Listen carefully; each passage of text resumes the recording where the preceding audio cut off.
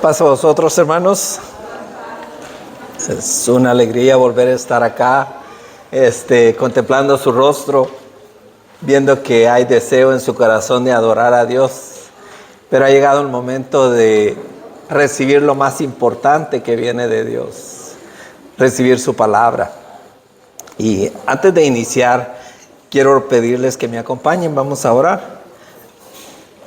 Bendito y eterno Padre, gracias te damos, Señor, porque tu infinita misericordia nos has traído a este lugar con nuestro corazón abierto, Padre, suplicándote que sea tu Espíritu Santo el que pose en él, el que pueda, Señor, modificar nuestra manera de ser, nuestra manera de pensar, nuestra manera de poder, Señor, atesorar este hermoso mensaje que viene esta tarde.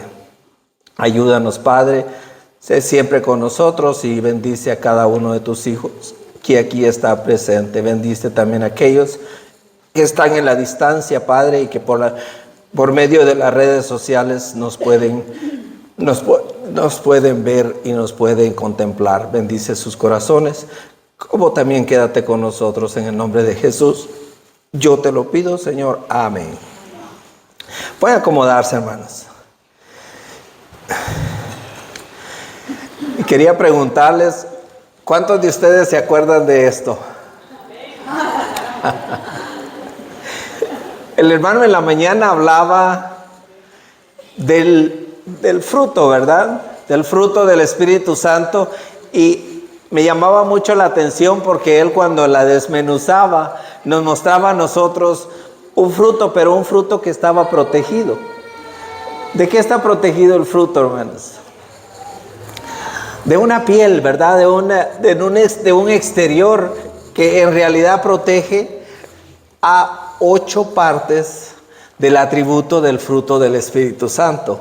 Porque la última, hermanos, es lo que nosotros vamos a aportar el día de hoy. Y habla de la templanza.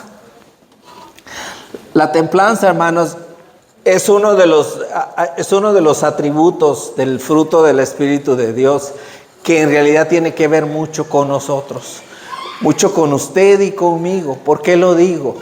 Porque los primeros que estudiábamos, traen beneficio para cada uno de nosotros. Pero ahora parece que fuera algo negativo, ¿verdad?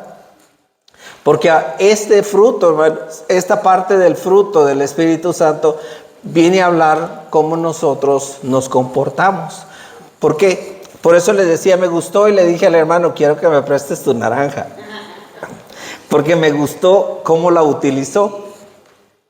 Ustedes saben que para que la naranja llegue a este tamaño, a este color, tiene que pasar por las intemperies del tiempo, ¿verdad? Y muchas de ellas nunca llegan a alcanzar este tamaño. ¿Por qué? Porque algo sucedió en el cuido, algo sucedió en su germinación. Y por eso, hermanos, lo que vamos a ver el día de hoy habla de algo que es bien importante en la vida de nosotros. El título de la escuela es La templanza o el dominio propio. ¿Qué significado es? ¿Cuál es el significado de esto? Es moderación, es continencia, es benignidad, es suavidad, apacibilidad, bonanza y prudencia. ¿Cuáles son los antónimos, hermanos, de esta palabra, o lo contrario de esta palabra? Es el desenfreno, es la lujuria. Entonces, lo que nosotros vamos a ver, hermanos, es esta parte del fruto del Espíritu, cómo nosotros necesitamos la ayuda de Dios. Porque sin la ayuda de Dios, hermanos, es imposible. Todos nosotros nacimos con un temperamento. Algunos con un temperamento muy noble y otros con un temperamento que en realidad no es tan noble, ¿verdad? Y eso es lo que tenemos que pelear. Ahora bien, el apóstol Pablo decía, dentro de mí, dice, yo sé qué es lo que debo de hacer. ¿Se recuerdan de ese versículo? lo voy a leer rápidamente. Dice: he descubierto el siguiente principio de la vida, que cuando quiero hacer lo que es correcto, no puedo evitar hacer lo que está mal. Dice: amo la ley de Dios con todo mi corazón,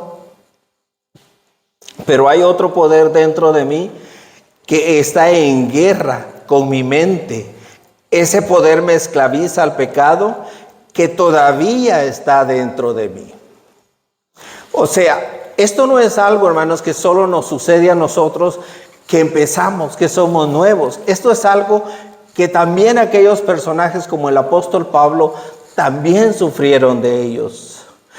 En la mañana la hermana decía, el apóstol Pablo fue un personaje terrible. Entonces, ¿se pueden imaginar ustedes cómo peleó el apóstol Pablo con su temperamento? Tuvo que tener una lucha increíble. Por eso él decía, ok, hay algo dentro de mí que pelea entre sí.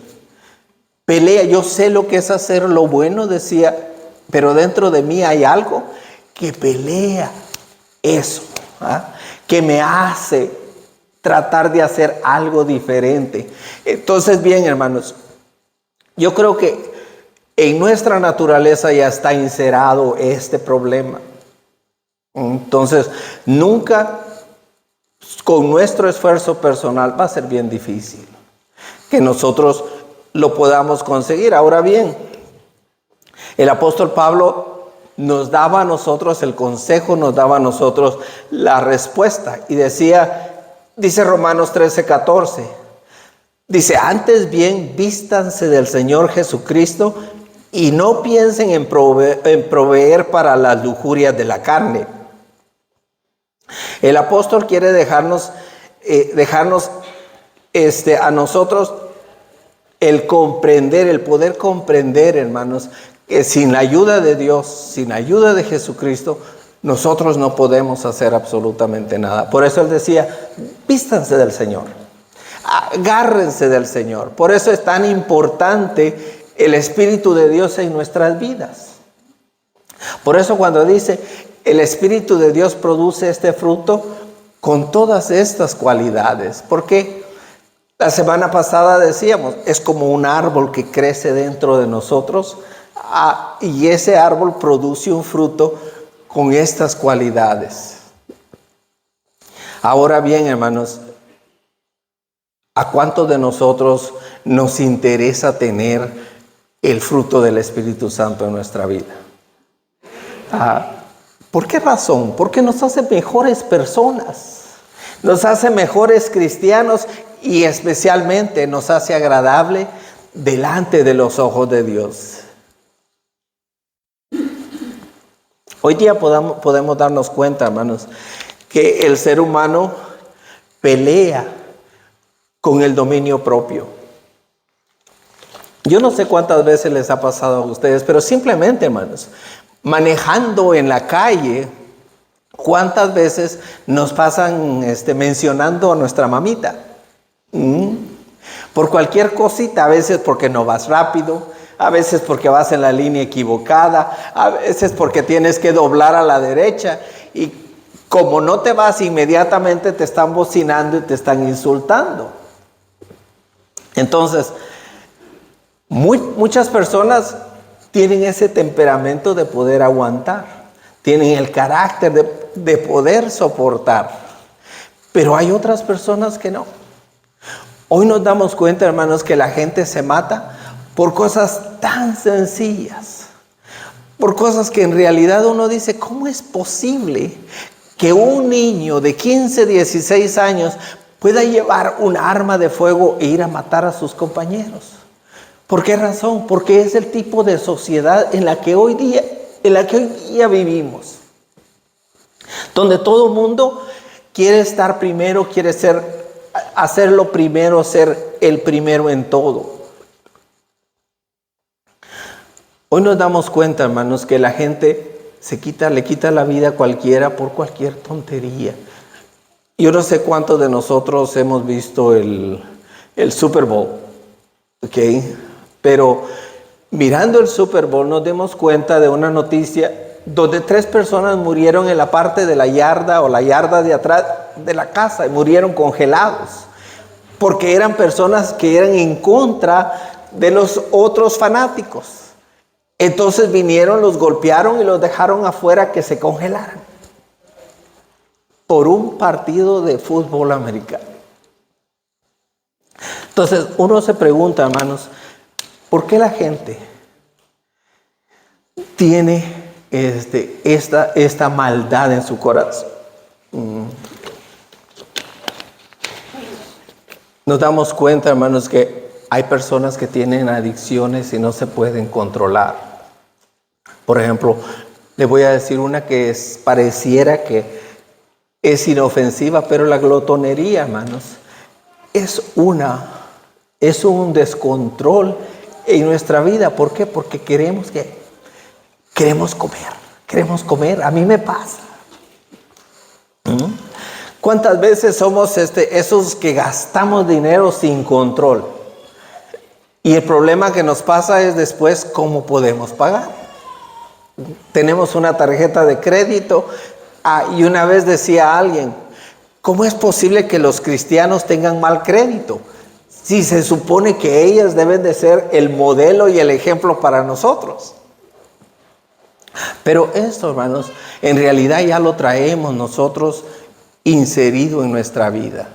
Ya lo tenemos, y eso es lo que cuando hablamos de dominio propio, eso es algo que nosotros debemos de controlar.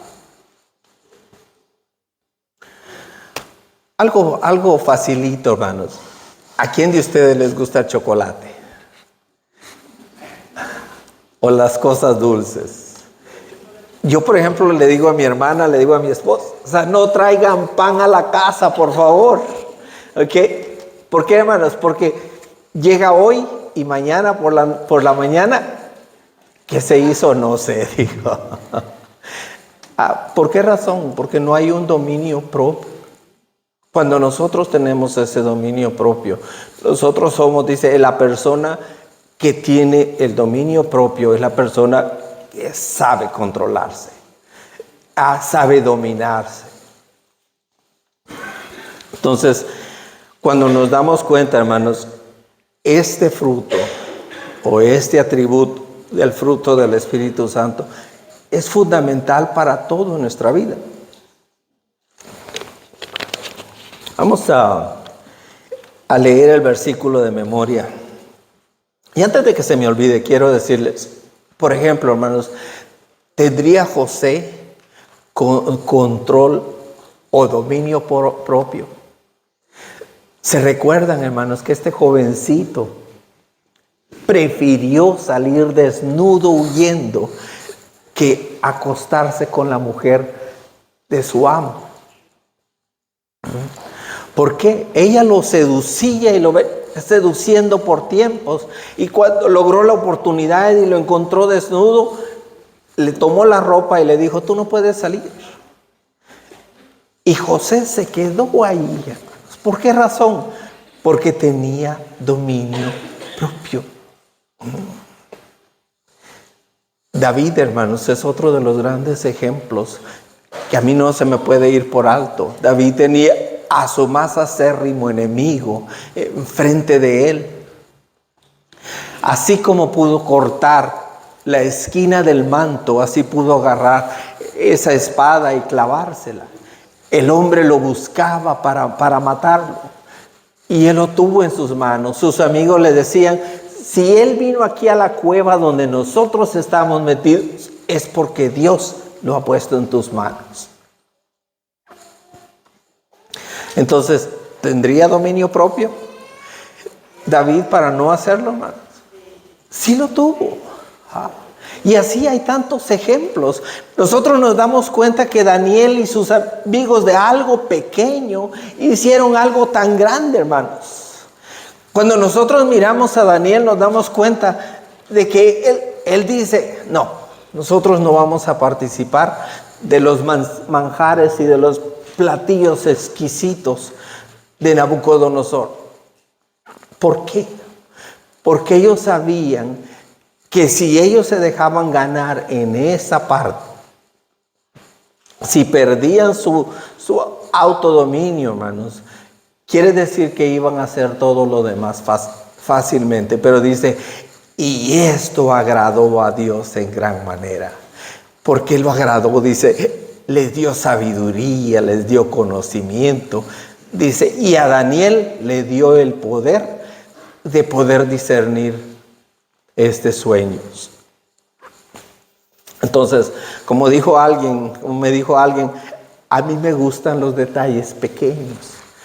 ¿Sabe, hermanos? A Dios también le gustan los detalles pequeños. Esas cosas pequeñas que no se pueden comprar. Ahora sí, vamos a leer el verso de memoria y está en Hechos 24-25. Dice Hechos 24-25.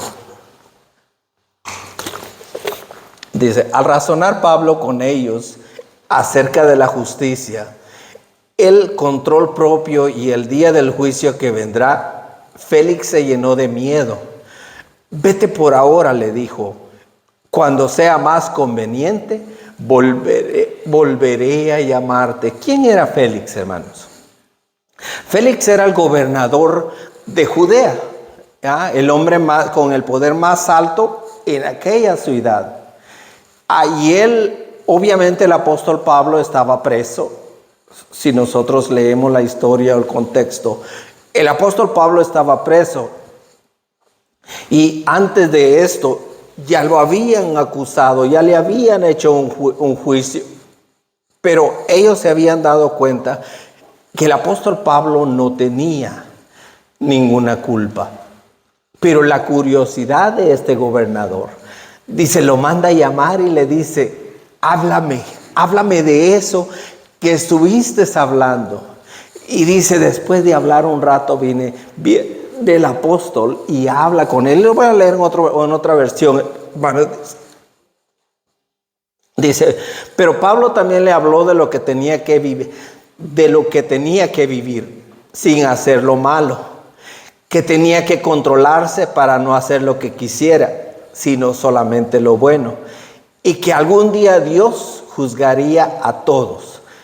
Entonces Félix se asustó mucho y le dijo, vete ya, cuando tenga tiempo te volveré a llamar.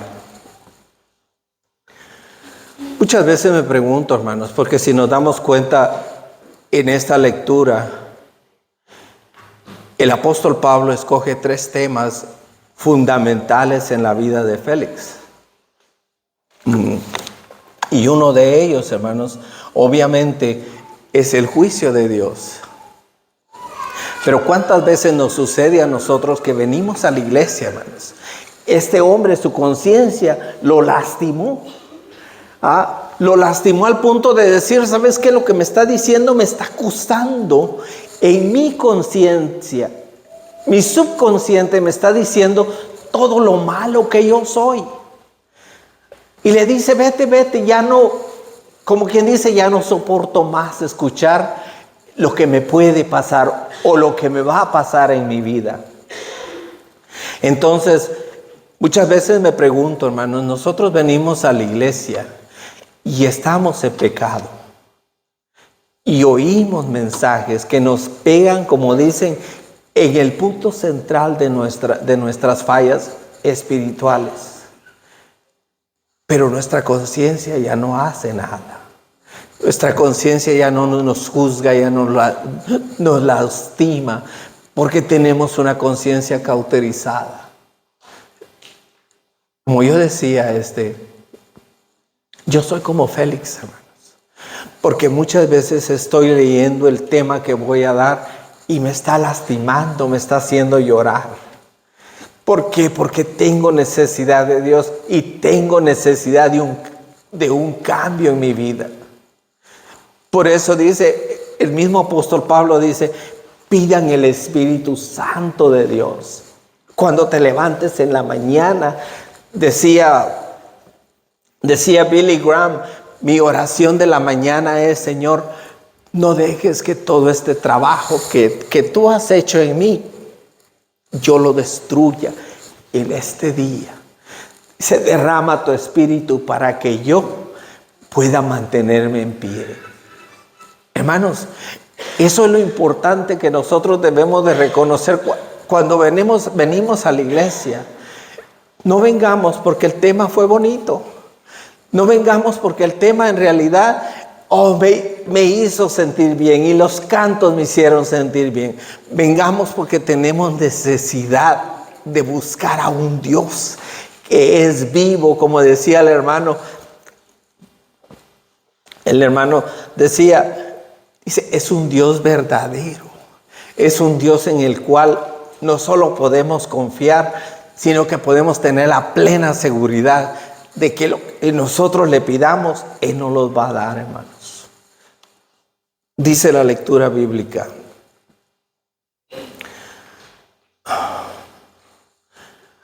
La lectura bíblica está en 1 Corintios 9:24, hermanos.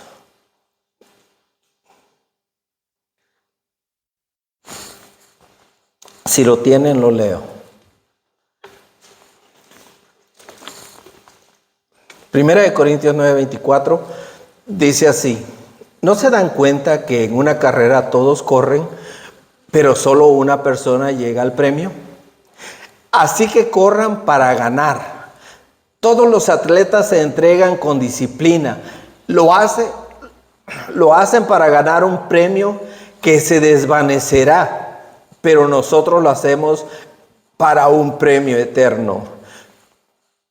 Por eso yo corro cada paso con propósito.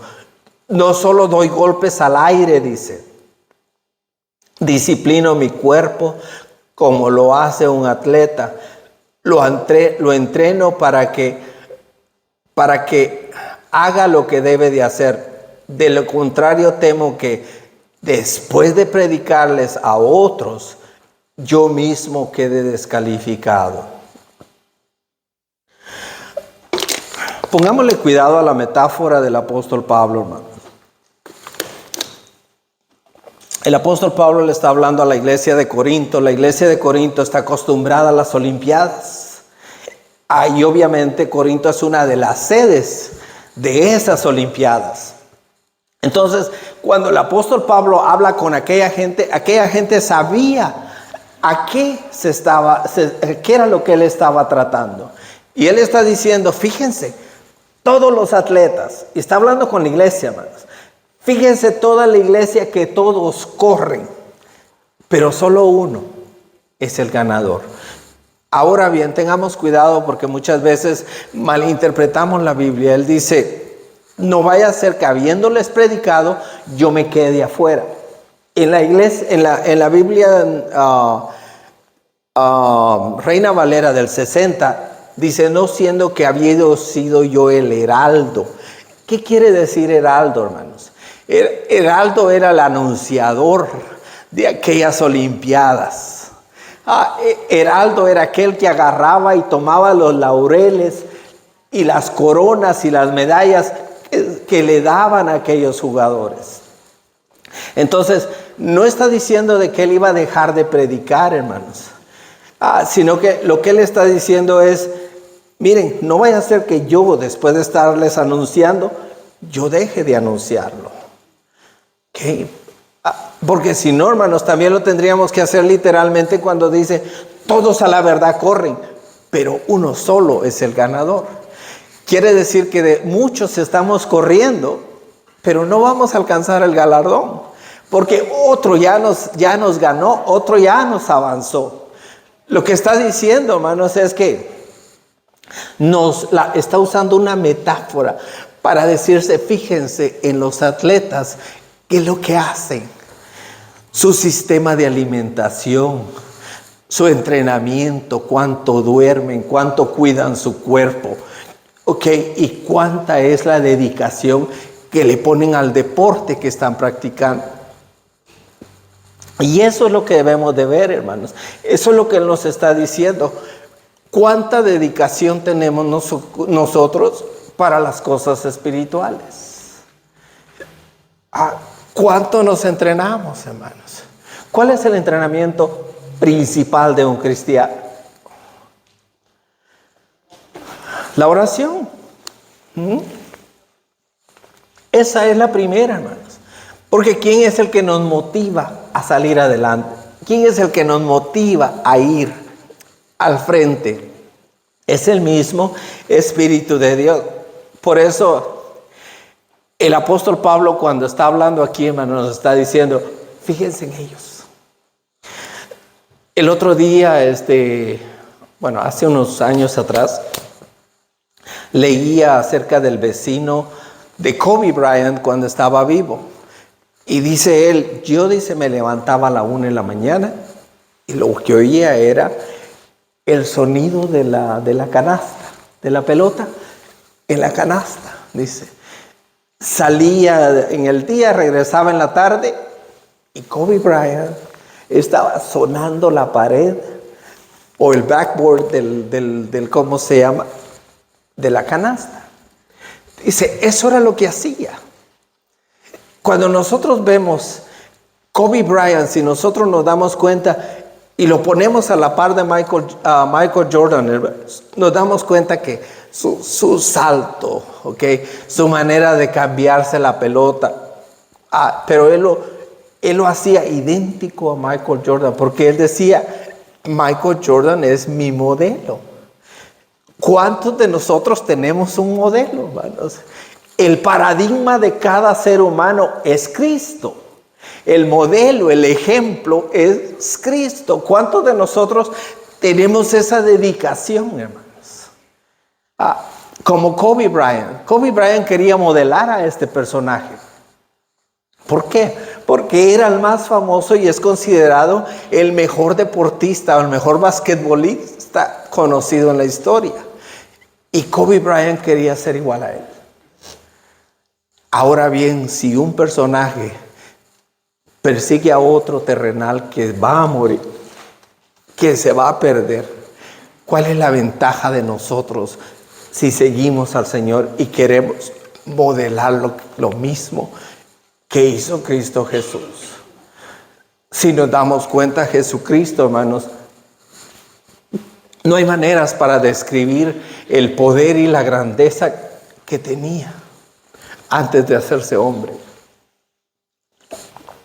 No podemos imaginarnos, hermanos, cómo Jesucristo, siendo ese ser supremo, podía crearse en un hombre y desarrollarse como él, permitir que lo insultaran, permitir que lo golpearan, permitir, hermanos, que se burlasen de él cuando él tenía todo el poder.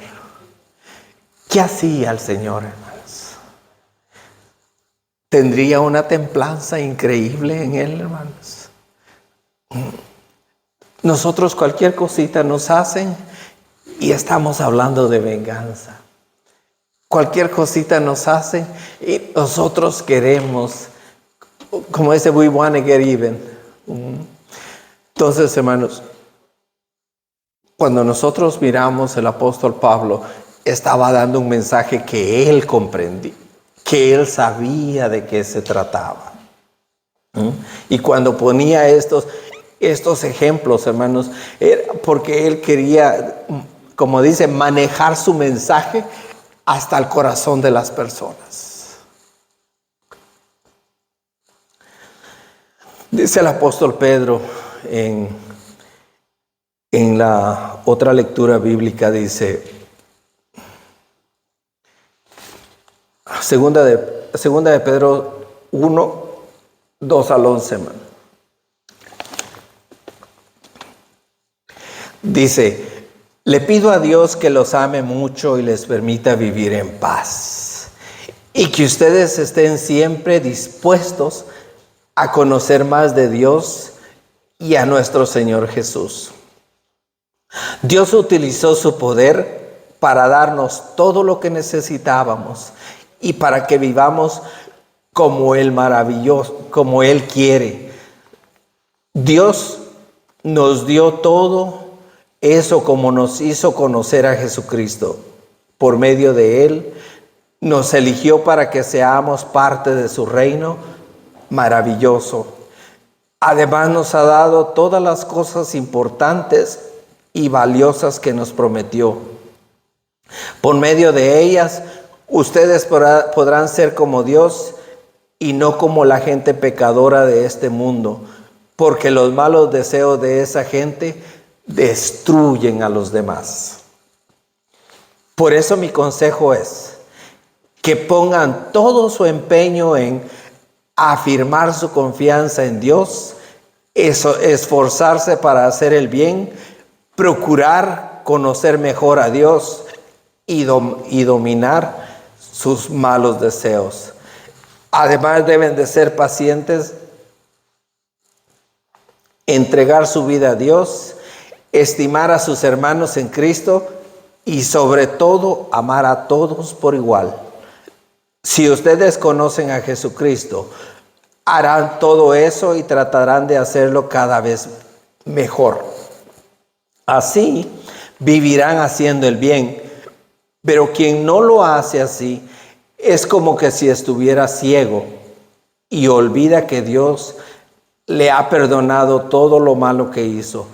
Hermanos, Dios los ha elegido para formar parte de su pueblo.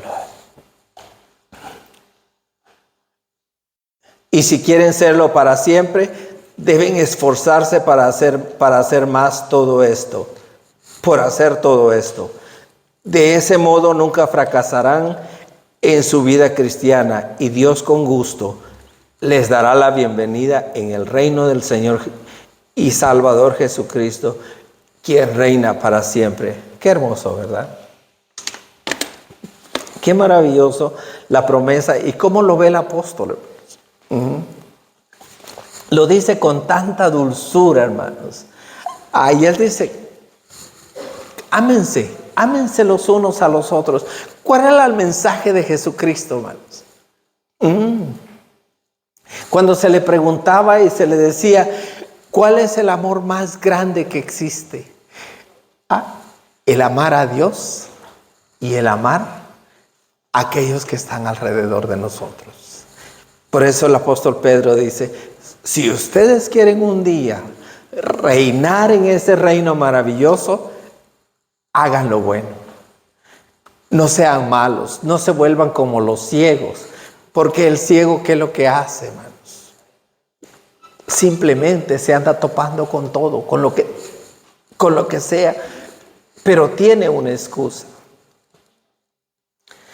Dice el objetivo de la lección, dice, entender la naturaleza del autocontrol o la templanza, determinar su verdadera fuente y ver cómo debe ejercerse para correr a la carrera de la fe sin obstáculos.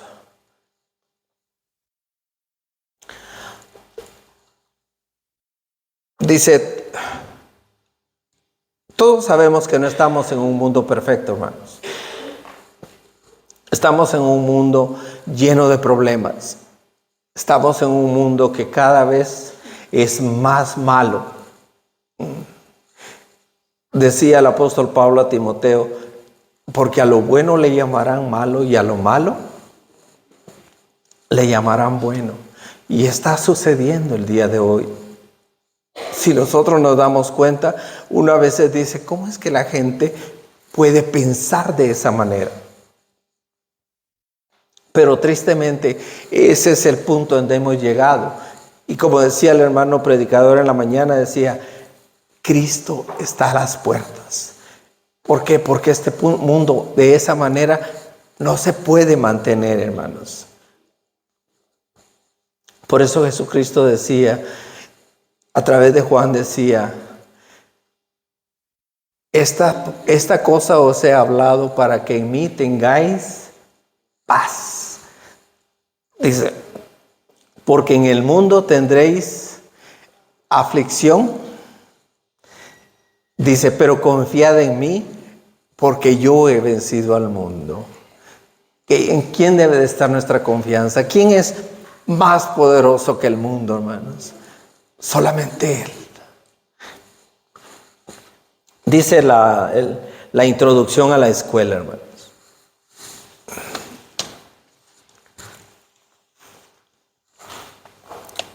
Dice, finalmente llegamos al noveno y último fruto del Espíritu. Usualmente es traducido como autocontrol o templanza o dominio propio. Qué difícil es, perdón hermanos, creo, sí, estoy un poquito atravesado aquí con mi, como sea, pero vamos a ir a la escuela, la vamos a leer de la escuela. Dice, finalmente llegamos al noveno y último fruto del Espíritu. Usualmente es traducido como autocontrol o templanza. Este último fruto es único y también abierto a un mal entendimiento. Si bien los primeros 8 añaden virtudes positivas al creyente, no obstante, el autocontrol trabaja mediante la negación o la resistencia a las obras de la carne que surgen dentro del ser. Observe el contraste entre la ambición egoísta y el autocontrol en Gálatas 5:20 al 23, que ya sabemos que habla, hermanos, del fruto de la carne. Contrastes adicionales serían la autoindulgencia, el egoísmo y la obstinación, según Mateo 23, 25, Romanos 2:8 y Tito 1:7. Vamos a ver qué dicen estos versículos, hermanos.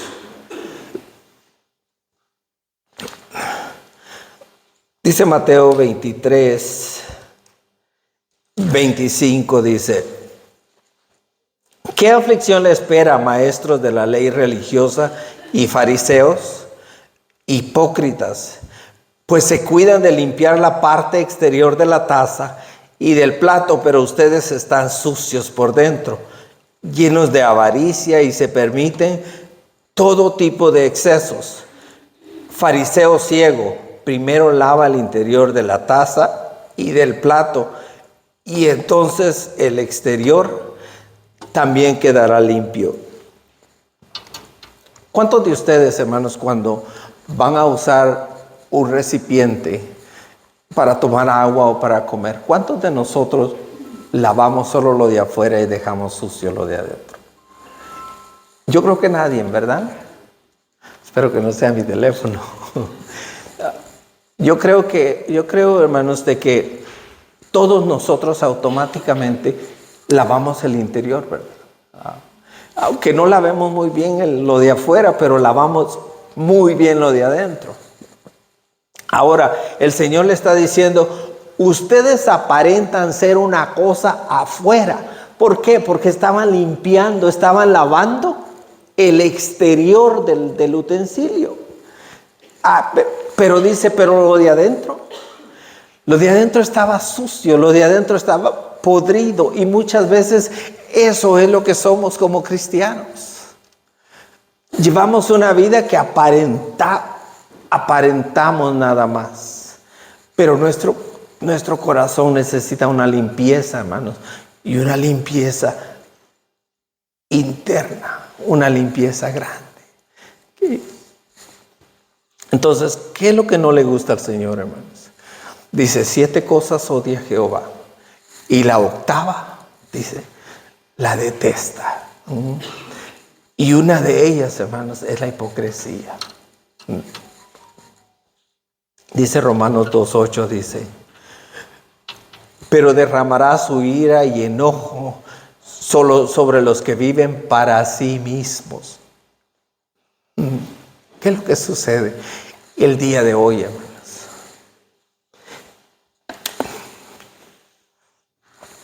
Yo me quedo admirado cuando miro al apóstol Pablo, que su mensaje, hermanos, era un mensaje suave, pero llevaba, como dicen, escondido detrás de aquel guante, iba el impacto del mensaje de Dios, hermanos.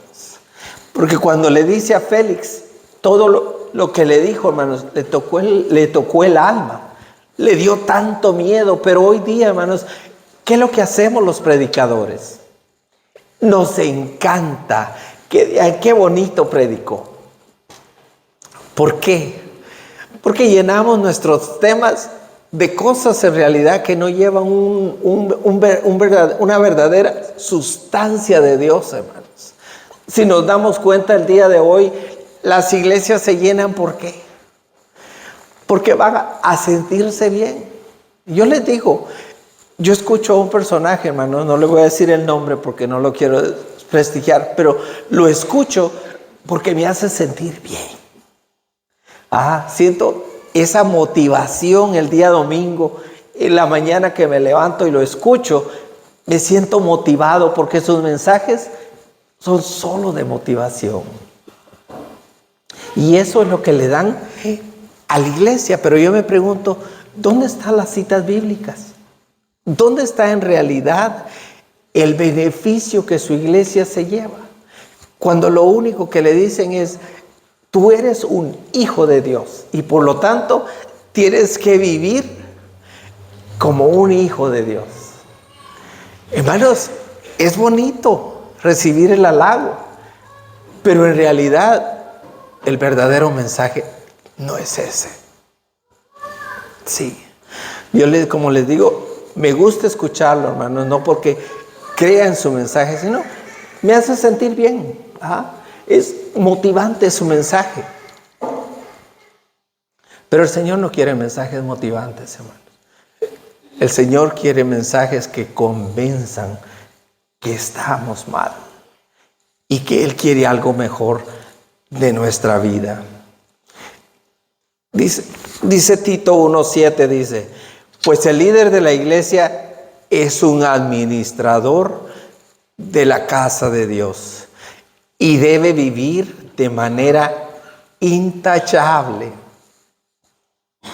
No debe de ser arrogante, no debe de ser iracundo, no debe de ser borracho, no debe de ser violento, ni tampoco deshonesto con el dinero. Fíjense, hermanos, que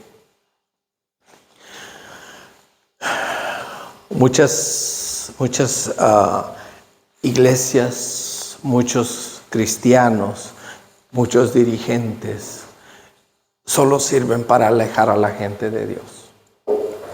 Porque simplemente los malos ejemplos que damos,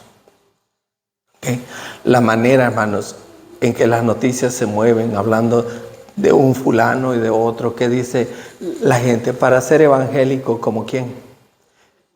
Como este. Mejor no soy nada. Entonces, eso es lo que está diciendo el apóstol Pablo, le está diciendo a Tito. Hermanos, estos predicadores como Tito, Timoteo y todos estos personajes grandes dirigían iglesias grandísimas, hermanos. En aquel entonces, ¿era fácil para ellos tomar el dinero? Sí lo era. Por eso el mensaje del apóstol Pablo no solo era para ellos, sino que era para todos los que venimos atrás. Sigue diciendo,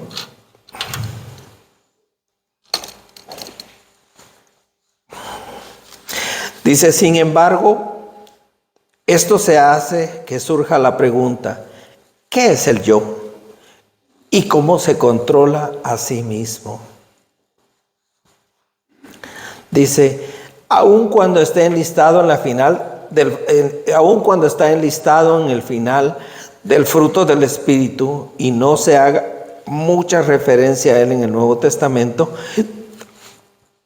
el autocontrol fue la virtud primaria y fundamental entre los griegos. No obstante, incluso ellos notaron esta contradicción interna. ¿Quiénes son? Resume el enigma de esta manera.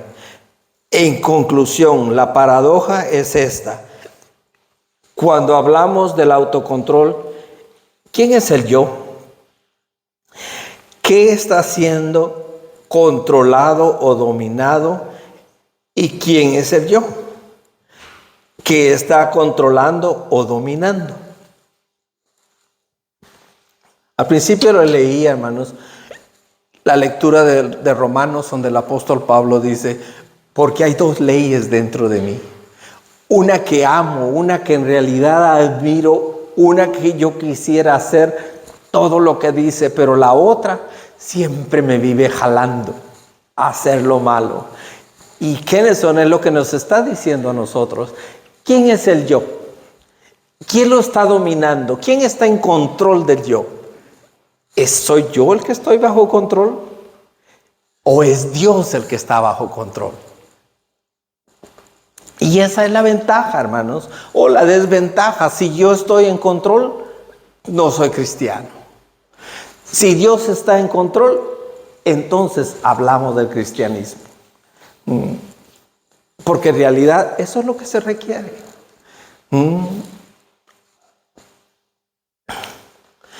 Dice, en ambos casos, lógica y bíblicamente es necesario la existencia de algo más grande que el simple yo para dominar el ser. Los apóstoles entendieron esto. En Gálatas 5, Pablo presenta al yo como un campo de batalla.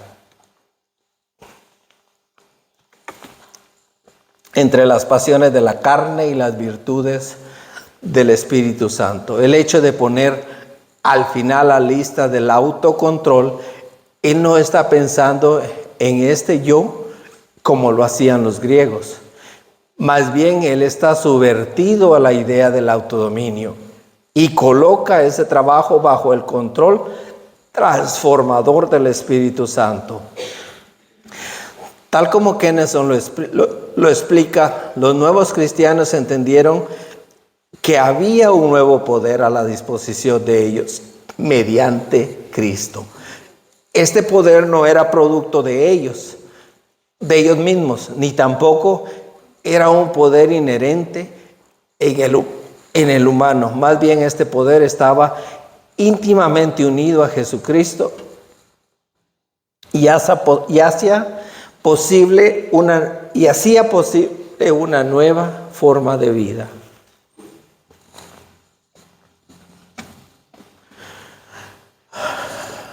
Hay un dicho que dice, primero yo, segundo yo y tercero, ¿quién? ¿Eso es lo que quiere Dios, hermanos? No. O sea, nos damos cuenta cómo nos enseña el mundo, ¿ok? El mundo nos dice, tú eres la persona primordial, tú eres el único. Y después de ti no hay nadie más. Y eso es lo que nosotros debemos de ver. Pero los apóstoles, miramos al apóstol Pedro, hermanos. Tenía autocontrol cuando sacó su espada y le cortó la oreja a aquel personaje que estaba tratando de agarrar a su maestro. No tenía autocontrol, hermanos. Como decía al principio, Jesucristo tenía el poder, hermanos. Incluso cuando nosotros nos damos cuenta, dice, ¿quién es Jesús de Nazaret?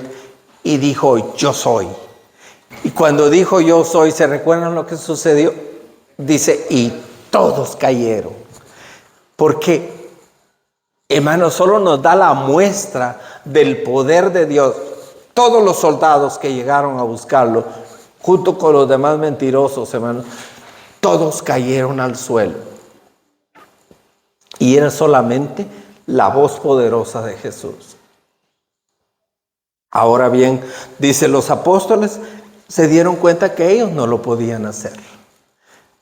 ¿Creen ustedes que el apóstol Pablo tuvo problemas para gobernar a ese apóstol Pablo que perseguía a la iglesia?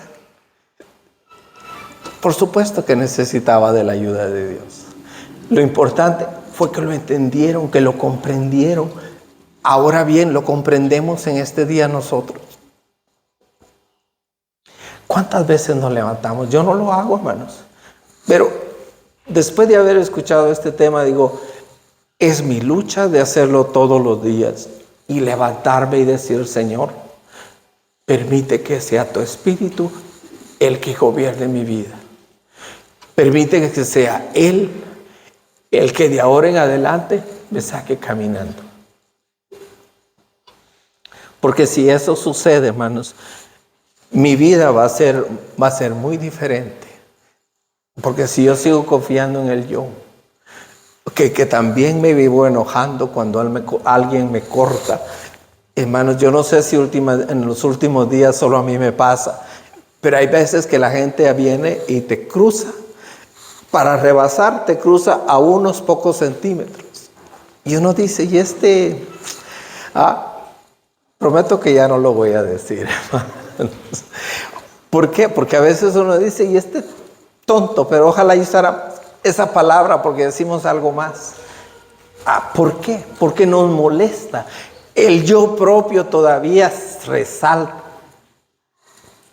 Y esa es la diferencia. Dice, con este entendimiento crucial del autocontrol, ahora nosotros podemos apreciar nuestra parte en el proceso del autodominio guiado por el Espíritu Santo. La metáfora de Pablo de los atletas entrenando en 1 Corintios 9, 24 al 27 nos ayuda a entender esta virtud. Todo aquel que lucha, de todo se abstiene. Otras versiones de la Nueva Biblia Viva lo traducen: los deportistas se someten a una estricta disciplina. Ellos lo hacen para ganar un premio. En contraste a esto está Proverbios: como una ciudad derribada y sin muro es el hombre cuyo espíritu no tiene rienda.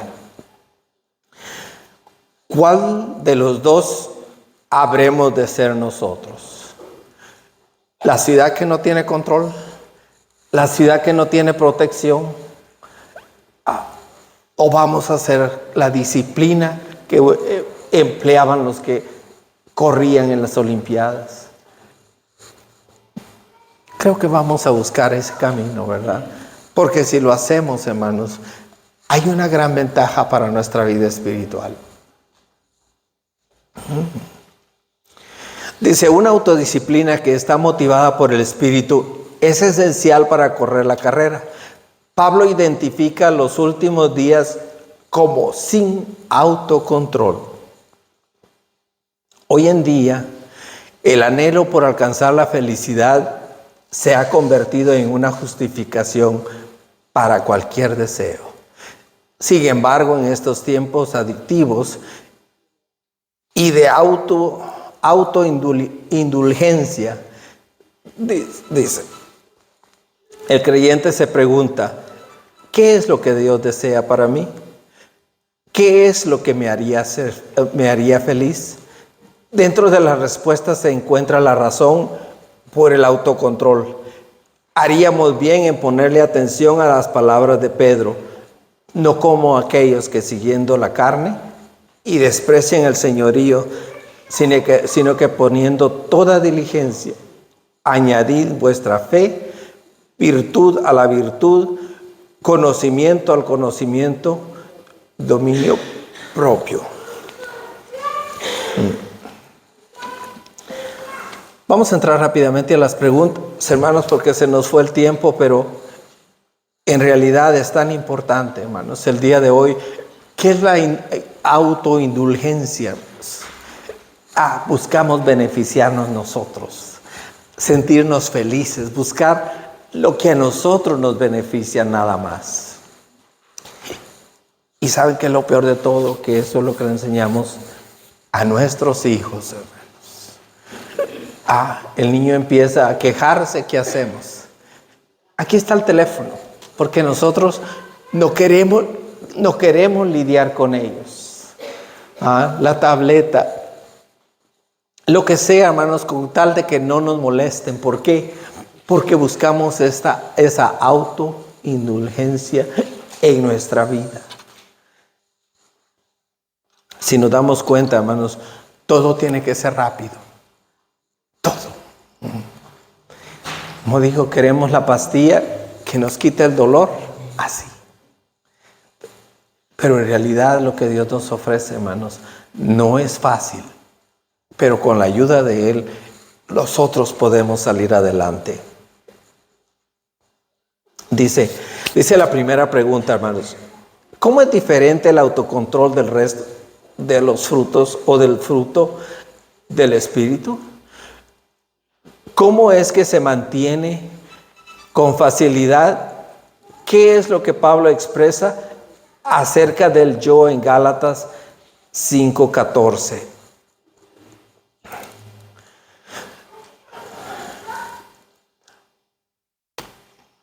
Voy a leer el Gálatas 5:14, hermanos.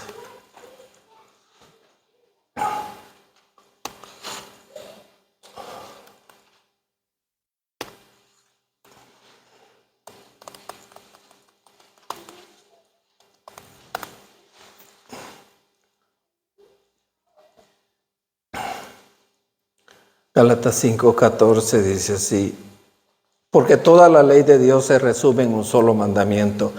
Cada uno debe de amar a su prójimo como se ama a sí mismo. Advierto que si se pelean y se hacen daño, terminarán por destruirse unos con otros. ¿En qué se resume la ley, hermanos? ¿Por qué es tan importante el amar al prójimo en este preciso fruto del Espíritu? Porque, hermanos, cuando nosotros nos amamos entre nosotros, ¿desearíamos el daño para alguien más? Al contrario. Dice uno de los versículos que busquemos el bien de otro antes que buscar el mío propio. Entonces, en realidad, este mensaje lo manejó tanto nuestro Señor Jesucristo, hermanos. Los apóstoles lo entendieron y ojalá y lo entendamos nosotros de esa misma manera. La vida va a ser mucho más diferente si nosotros en realidad le ponemos cuidado. Dice que es hasta el verso 6:1, pero yo no puedo terminar de leer. Así es de que, pero si tiene alguien deseo, hermanos, vamos a ver desde el 14, vamos a ver los frutos del Espíritu, el fruto del Espíritu y el fruto de nuestro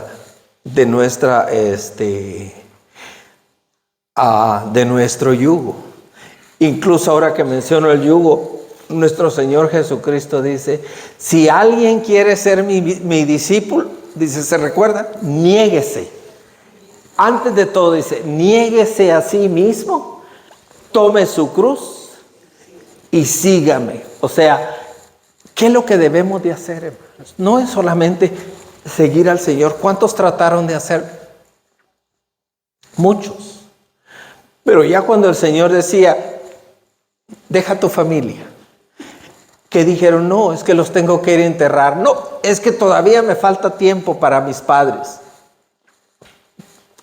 Vende todo lo que tienes. Y dáselo a los pobres. ¿Le gustó la idea? Y ese es el problema, hermanos. Esa es la diferencia de cómo el Señor quiere que nosotros vivamos. Dice rápidamente la pregunta número 2, hermanos, y creo que va a ir siendo la última. Dice, ¿de qué manera el yo es un campo de batalla entre el espíritu y la carne? ¿Qué es lo que establece un contraste al autocontrol?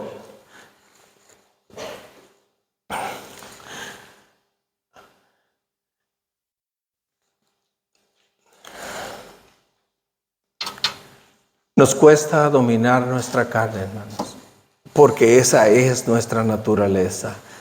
Y en realidad, si queremos ser cristianos, vamos a tener esa lucha espiritual. Vamos a tener esa guerra entre nosotros para con todo aquello que el mundo nos tira, hermanos. El Señor decía, si alguien te pega una bofetada en el lado izquierdo, ¿qué decía? ¿Es fácil eso, hermanos? ¿Quién tiene la capacidad para poder hacerlo? Si alguien te quiere robar, dice, agárrala, dóblala, ¿y qué haces? Y se la entregas en sus manos. ¿Es fácil eso, hermanos? Como dice mi jefe, voy a hablar mal de él. Como dice mi jefe, dice, prefiero que lloren en casa ajena que lloren en mi casa. Y él es cristiano. ¿Será eso en realidad lo que Dios quiere de nosotros? No, hermanos. No. Si Él nos mostró a nosotros el tipo de vida que Él llevó, ¿qué es lo que nosotros podemos aprender de ello? Vamos a finalizar aquí, hermanos, y les voy a pedir que lean conmigo. Pónganse de pie, por favor. Ya es la última parte.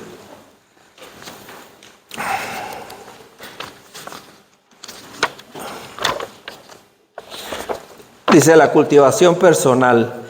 Dice, el autocontrol resiste la cizaña que amenaza a las 8 manifestaciones del fruto. Medite en la carrera que usted está corriendo y en la línea final.